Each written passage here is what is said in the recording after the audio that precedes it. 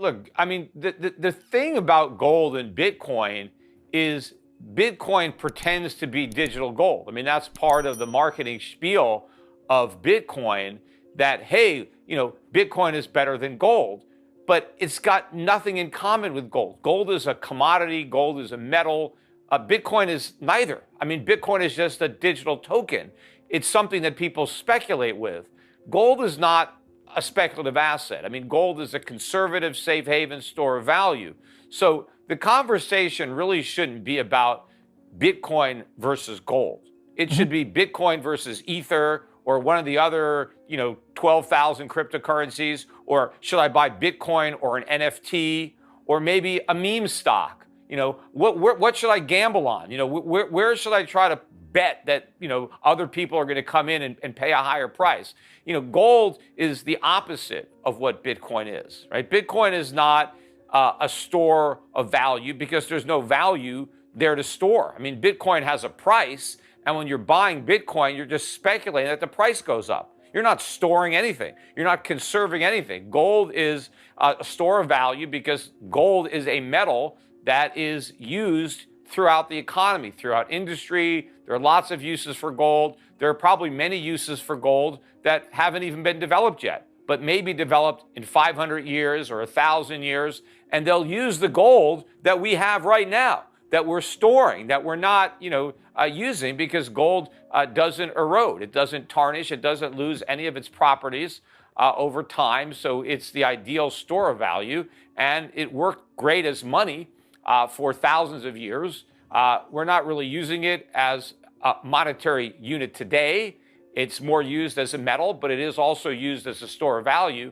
But I do think one day it will be remonetized. I think we will be using gold as a medium of exchange, as a unit of account, as we have in the past. But what I think will be different about a future gold standard than a past gold standard is I think most of the gold transactions will take place, through the internet, either through a digital currency that is backed by and redeemable in gold, or through other companies where gold is stored with a reliable vault, or a bank or a private company that can make that gold available through digital transactions. That's where paper money initially came from. People were using gold as money, but it was inconvenient sometimes to carry around a lot of gold or to use gold for smaller transactions. And so you would take your gold to a goldsmith and later a bank, and they would give you a warehouse receipt, which is called currency.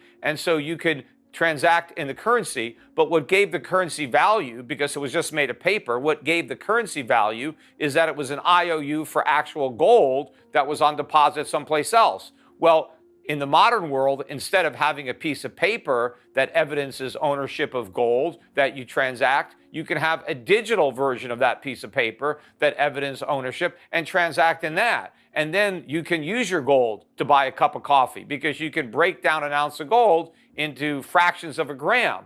And it works a lot better than the cryptocurrencies because you have something of real value, and then you can actually price goods and services in it. It can act as a unit of account. It could do exactly what it did in the past, in the future, except it could do it more efficiently because of today's improved technology that makes a gold standard even better now than it was in the past, and it worked great in the past. There's nothing that stops people from having a digital currency backed by gold, other than the regulations that drive up the cost. But there's nothing that stops people from, like my bank, when I eventually can get the damn thing up and running, but where I have gold as a currency. My core banking software, looks at gold the way it looks at euros, pounds, yen, dollars, and you can do everything with gold that you can with those currencies at basically the same cost. So individuals don't have to wait for the government. If they want to own gold, if they want to accept payment in gold, they can do it. And it's very efficient and very simple. So we don't have to wait for the governments to do it. But to get back to all the things that you were saying, I mean, first of all, the idea that price is truth. I mean, it's only truth in a sense that price reflects the popular opinion at the time that the price is being set. But more often than not, the popular opinion is wrong. I mean, you go back at all kinds of bubbles. Was price truth in 2000? So many of those dot-com stocks went to zero, right? People were paying $50, $100, $200 a share, and they went to zero. So price wasn't truth. Price wasn't truth when people were paying par for subprime mortgages that went to zero. But it was truth to the extent that people were making a mistake collectively, and the price did not accurately reflect the value of the underlying asset that was being priced. And so that's the situation with these cryptocurrencies. Yes, the $50,000 price is an accurate representation of the market today based on what people are willing to pay to buy Bitcoin and how few people that own Bitcoin want to sell. But you fast forward to some point in the future when you have a different situation, when very few people want to buy and everybody's looking to get rid of their Bitcoin, you're going to have a much lower price. So just because the price is high doesn't mean the market is right to assign that price. Now, when you're talking about, well, you should buy, Bitcoin, you got 12,000 cryptocurrencies, and try to compare that to, how many stocks there are, 500 obviously in the S&P, 2,000 stocks in the Russell 2000. Yes, those individual companies are much different from one another than any of these cryptocurrencies are different from the other. You're talking about a different business with a different customer base, different revenue, business model, risk profiles, competitive, they're businesses. They generate income. They pay dividends to the shareholders. So depending on my outlook over a sector or an industry or a management team or all different things, there's a lot of differences between stocks, and it makes sense to diversify because things could happen to a business that you don't expect. Things can go wrong with a company that you don't anticipate. But when it comes to all these cryptocurrencies, as far as I'm concerned, the biggest difference is the name. I mean, yeah, some of them are a little different, proof of work, proof of stake, what the cap is.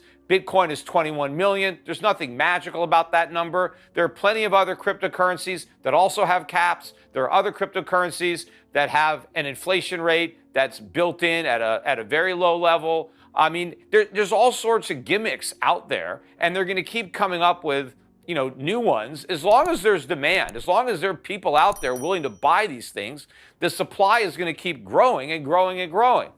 And eventually, though, you're going to have all this supply and the price is going to stop going up. I mean, it only goes up. You talked about fiat currency being a Ponzi. These fiat cryptocurrencies are also Ponzi's. The only reason they go up is because people want to buy them. And the only reason people want to buy them is because they think they can sell them to other people who are only buying them because they can do the same thing. But eventually you run out of new people and the whole thing collapses. I don't care how high the price of Bitcoin goes up. Even if it goes to $1 million of Bitcoin, it's not going to affect me. I'm not going to lose anything. I don't want to own Bitcoin. And so what do I care how high the price goes if I'm never going to buy it? The question is, what are all the people going to do with their Bitcoin when they want to buy something? Because I'm buying real things, right? I own real businesses. I own real estate. I own stuff that I can actually use. If all you own is Bitcoin, you want to buy the stuff that I already have. Everybody who's buying Bitcoin wants what I already have. I don't want any of their Bitcoin. So the risk is that you hold all your Bitcoin and you ultimately can't buy anything with it. Because even if it goes to 1 million, and now all the Bitcoin millionaires and billionaires, they all want to cash out. They all want to buy a nice house. They want to buy a new car. They want to buy a boat. They want to buy a plane. They want to buy new clothes. They want to travel. Okay, sell your Bitcoin. Who's going to buy it? And now the price is going to collapse.